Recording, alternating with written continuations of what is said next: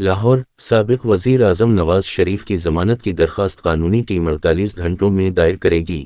ذرائع کے حوالے سے آسام رائفلز وائی نیوز نے پیر کو رپورٹ کیا۔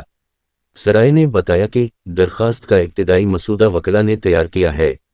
سابق وزیر اعظم کی ایون فیلڈ اور العزیزیہ ریفرنسز میں حفاظتی ضمانت کی درخواست دائر کی جائے گی۔ ذرائع انہیں ان مقدمات میں احتساب عدالتوں نے سزا سنائی تھی۔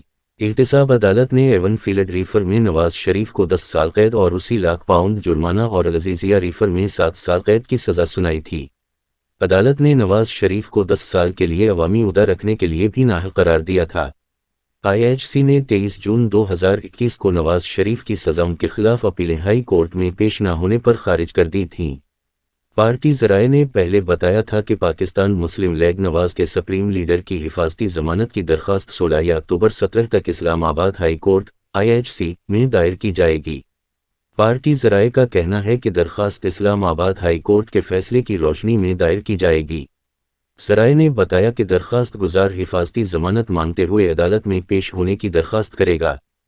گزشتہ سال ستمبر 29 کو اسلام آباد ہائی کورٹ IHC نے اپیلیں منظور کرتے ہوئے مریم نواز اور کیپٹن صفدر کو ایون فیلڈ ریفر میں احتساب عدالت کی جانب سے سنائی گئی سزا کو کالعدم قرار دیتے ہوئے بری کر دیا تھا۔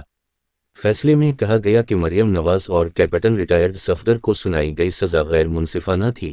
قومی احتساب بیورو نیب اپنا کیس ثابت کرنے میں ناکام رہا۔ جسٹس عامر فاروق اور جسٹس محسن اختر کیانی پر مشتمل اسلام آباد ہائی کورٹ کے ڈویژنل بنچ نے فریقین کے دلائل سننے کے بعد محفوظ کیا گیا فیصلہ سنایا۔